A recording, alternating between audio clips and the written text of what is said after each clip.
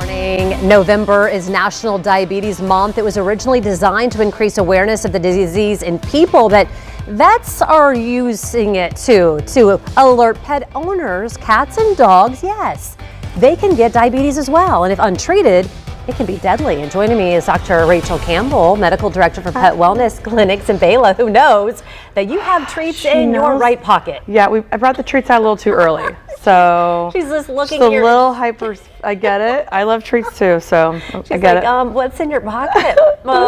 Let's talk with the different types of diabetes in pets. Yeah. Just like people, we have type 1, type 2. What about in pets? Yeah, so definitely there's a difference between the dogs and the cats because a type of diabetes that dogs are going to get is going to be lifelong. Types that cats can get is something that sometimes they can go into remission for, and so they don't have to always have treatment for that the rest of their life. So depending on those situations, and dogs versus cats, we always say that cats are not small dogs, and so the types of conditions they can sound similar, but actually the treatment can be a lot different. Okay, what are the signs then that we need to watch out for? So the biggest thing in both cats and dogs that most of the time you'll start to notice as an owner is weight loss. So something, weight loss can be difficult to notice in your pets at home when you see them every day, but of course when you go in for regular checkups, that's something that we can tell you the numbers. And then it's always a question of, is that number down on purpose? Great. Are you working on a weight loss plan for your pet? Or is that number down and we're not really sure why? Because if that's something that's we don't know why it's happening, then that's going to be concerning. That in addition to excessive drinking. So those are the two most common things where they seem to be eating normally and until it gets to worse stages of diabetes where they may not eat.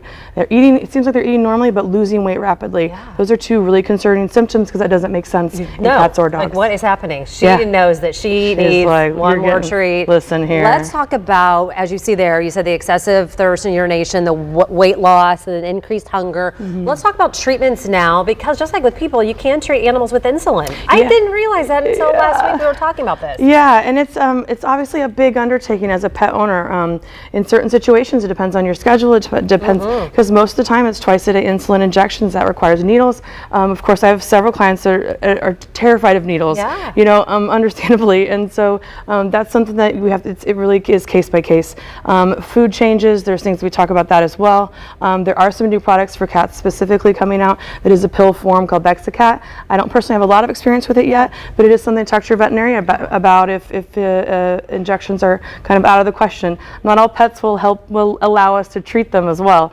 Even the sweetest pets, maybe if you go to try to maybe give them an insulin injection, I usually tell people to.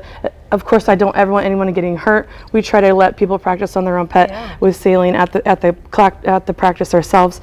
But of course, because I have so many clients that give feedback that it's very scary in the beginning, but once their pet gets used to it, I've had some that literally their cat liked it because they got a treat or they got the attention. It was a big deal. And the needles are so tiny. But sometimes you just put it in the back of their neck where they can't even feel it. Exactly. In some cases. So let's talk about preventing. We have about a minute left. Can you prevent diabetes in your dog or cat? So just like with people, you do the best you can with weight management, keeping them healthy, exercise, all that thing too, keeping them a good quality food.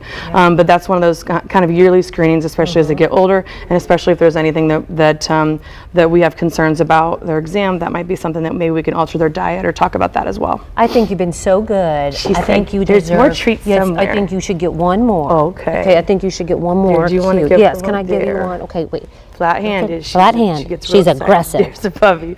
So aggressive. Pet Wellness Clinics has several locations through Central. Now, are you my friend? She's like, well. You can see them at fox59.com/links. So all treats all day long over here, Jim.